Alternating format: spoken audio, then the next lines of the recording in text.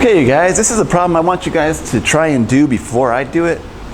Basically, we've done similar problems when we did volumes of boxes or rectangular prisms or cylinders, and the pyramid. We did very similar problems, and it's typically the last one of those video series.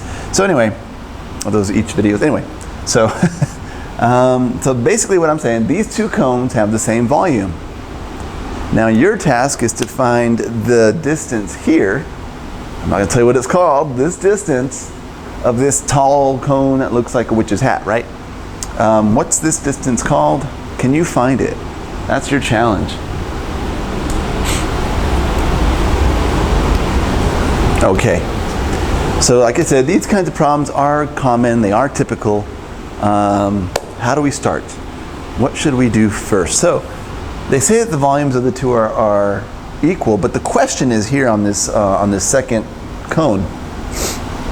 And when there's a piece of information missing or a measurement missing, typically I need to have the whole volume, or if we're talking about area, I need the whole area or something like that, to be able to use algebra to find that missing piece.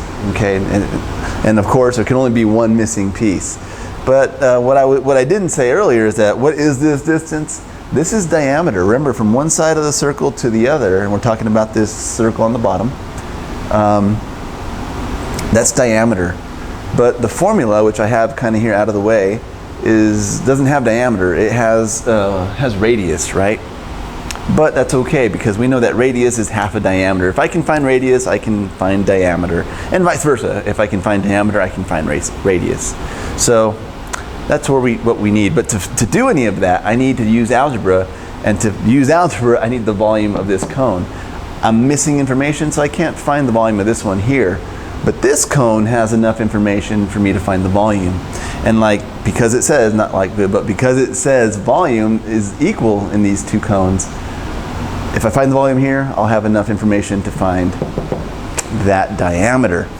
So, all right, so let's get started. I'm going to see if I can't fit the volume of this one. Obviously, I'm going to solve the volume for both of them, but I'm going to use it get the information out of this cone here. So I'm not going to rewrite the formula. It's just right back here, okay? So pi, we know that Greek letter pi is 3.14.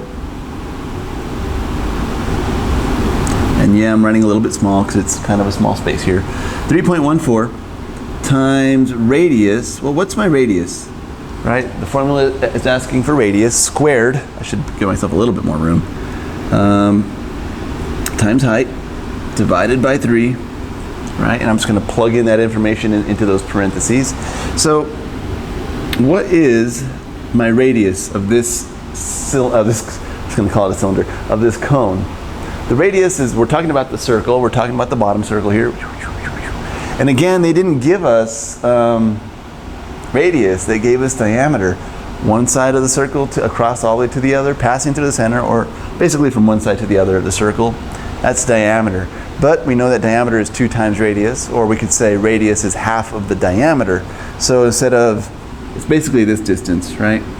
So it's going to be 6 inches. Okay. Anyway, so we'll plug that here. 6 squared, radius squared, right? The formula says radius squared, so I have to square that 6, and times the height. What's the height of this cone? Height is 5. And basically, that's it right there. I'm going to do one step manually by hand, and then the rest will just solve on the calculator. Okay? Not to say that you can't do the whole thing by hand. It just takes more time, right? So, okay. So pi, I'm just going to rewrite that. The thing that I want to do, mentally, or before we use a calculator, is I'm going to go ahead and square the 6, because we've already talked about this order of operations. Let's count the operations that we have, right? We have 2 multiplications, right? We have pi times 6 squared times 5, so there's 2 times in there. So we have 2 multiplications, we have an exponent, and we have the fraction, the division. So we have 4 operations. We have 2 multiplications, division, and an exponent. Out of those 4 operations, the exponent comes first, and that's what we have to do first. We always have to do that r squared thing first. So anyway, 6 squared is basically 6 multiplied to itself 2 times, or 6 times 6. and that's equal to 36. Okay, there we go. And like I said, the rest I'm just going to go ahead and plug into the calculator. And I have my calculator right here, my trusty little calculator. Okay, so I'm trying to get a good angle here. So pi is that little button we've talked about. Let me move up the calculator here. And I'm trying to find an angle where there's no weird glare. Anyway, it's going to be hard. Anyway, so pi times 36 times 5. And again, on this calculator, I can just, put it all together just the way it's written. And then I could just probably say divided by, because the calculator is smart enough to know the order of operations. But I'm not going to do that. I want to see what the numerator is equal to. The numerator is equal to 565.48687, all that.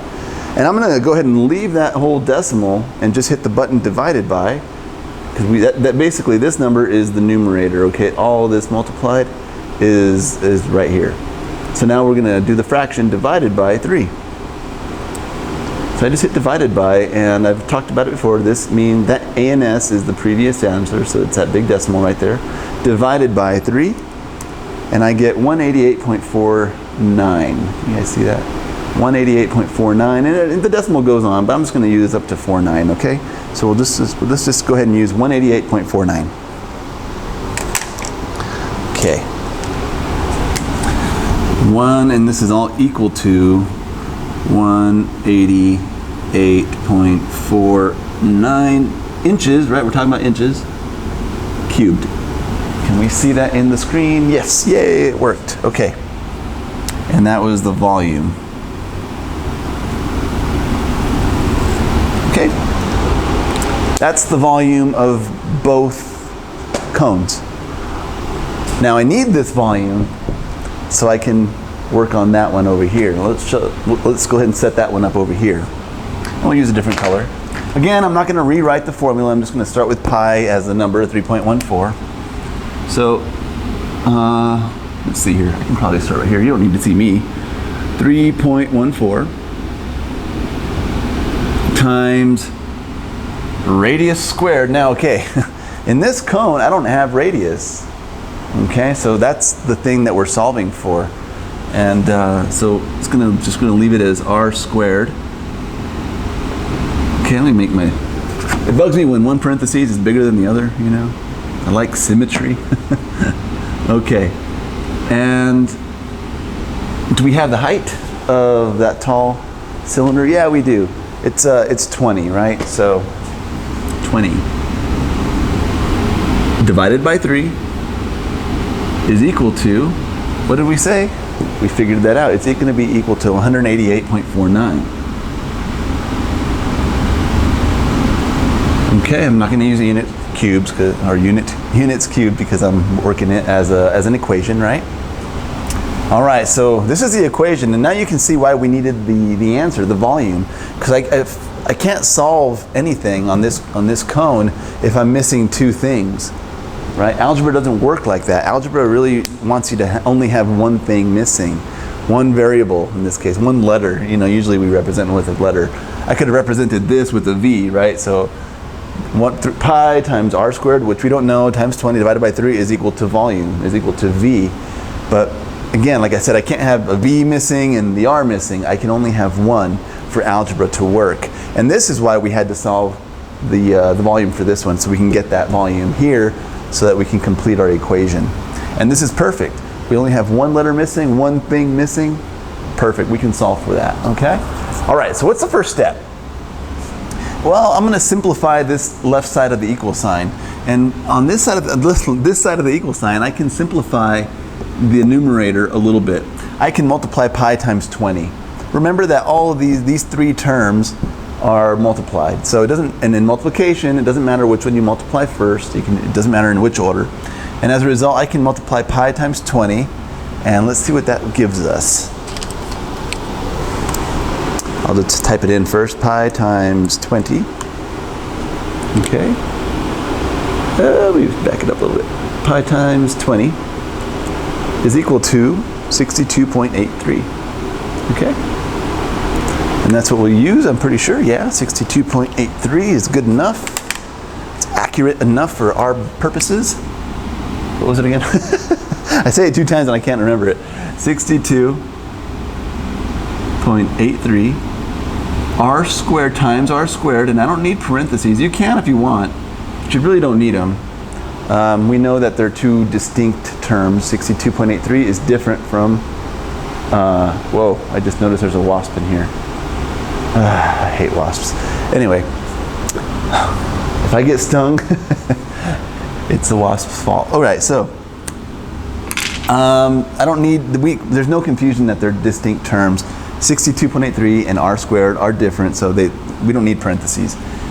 Divided by 3, we haven't done that yet, is going to be equal to 188.49. Okay, now this is the point when my numerator is simplified as much as I can. I can't multiply anything else because I don't know what radius is. So at this point, I need to get rid of the fraction. I need to get rid of this denominator. And I always say in algebra, when we're getting rid of the fraction, the only thing that we can really affect or have any change on is going to be the denominator. Okay, that's the only thing we can really change. And that's what we're going to do. To do that, so I have this numerator divided by 3, and that's what I want to get rid of. I want to get rid of that divided by 3. So in algebra, to undo something, to undo an operation, we have to do the opposite. And that opposite operation is going to be multiplied by the thing that we're trying to get rid of, and that's the denominator, the 3. So I'm going to multiply by 3. And we've talked about this. I have to put it in a fraction form, right? Again, you don't need to see me. And so in multiplication of fractions, this is a fraction, 3 over 1 times 62.83 r squared over 3. Those are 2 fractions. When we're multiplying fractions, in multiplication, we can cross cancel. And that's the whole point of doing this, to get rid of this denominator. These 2 can be divided by the same factor, by 3. So 3 divided by 3 reduces down to 1. And this 3 divided by 3 also reduces down to 1. And in multiplication of fractions, now this would just be 1 times numerator times numerator, denominator times denominator. 1 times 62.83 r squared is what? 62.83 r squared. 1 times this is just going to be this, okay? Multiplying it by 1 doesn't change it anymore.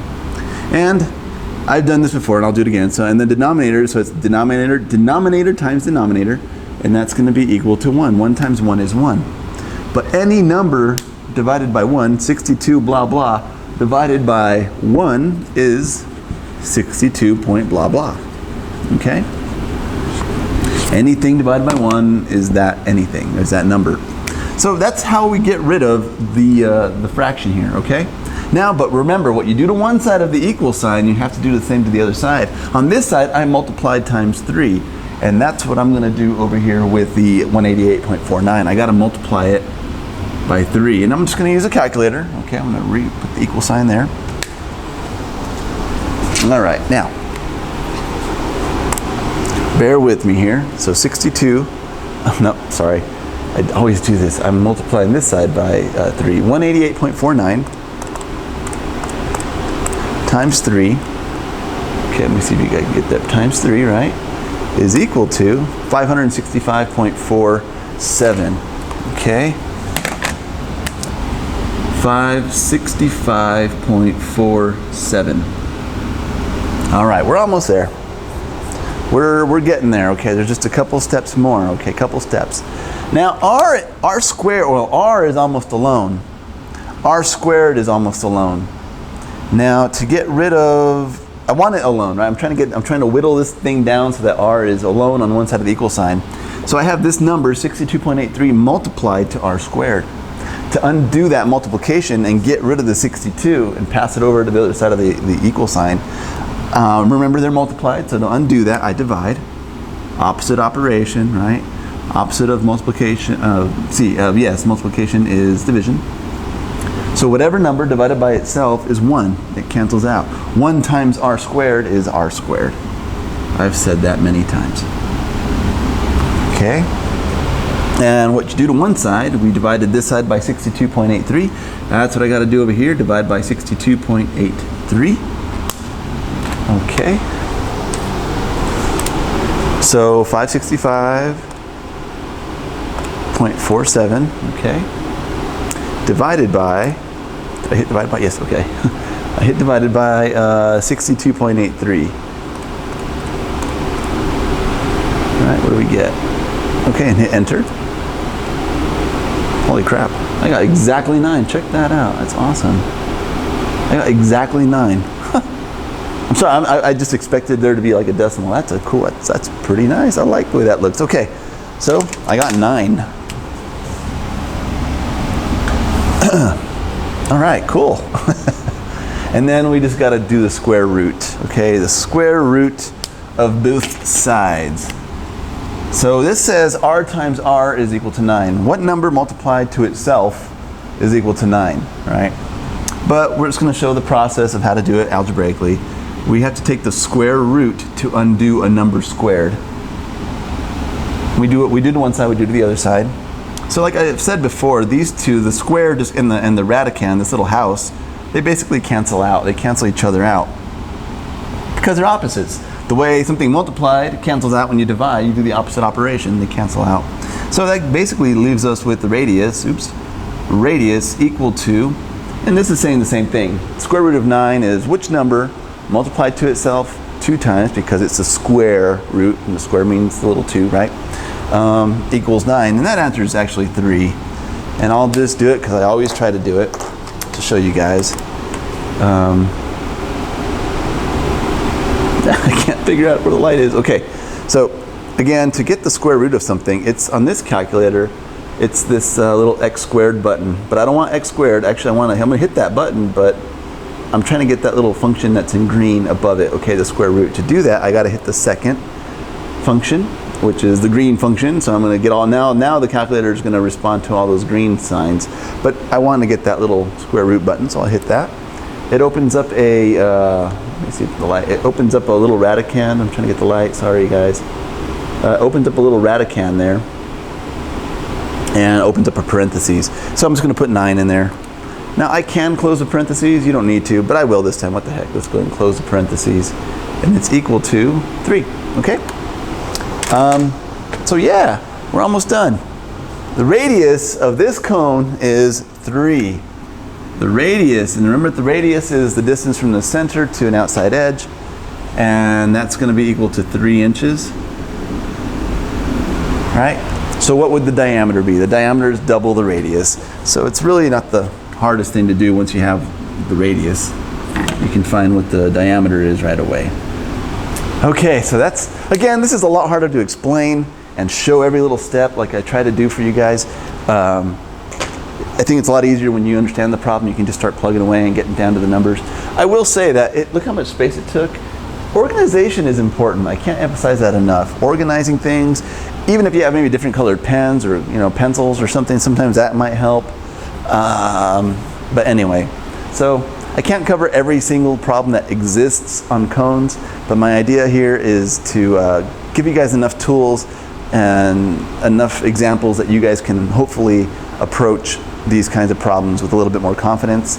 The hardest part usually for a lot of people is just getting started.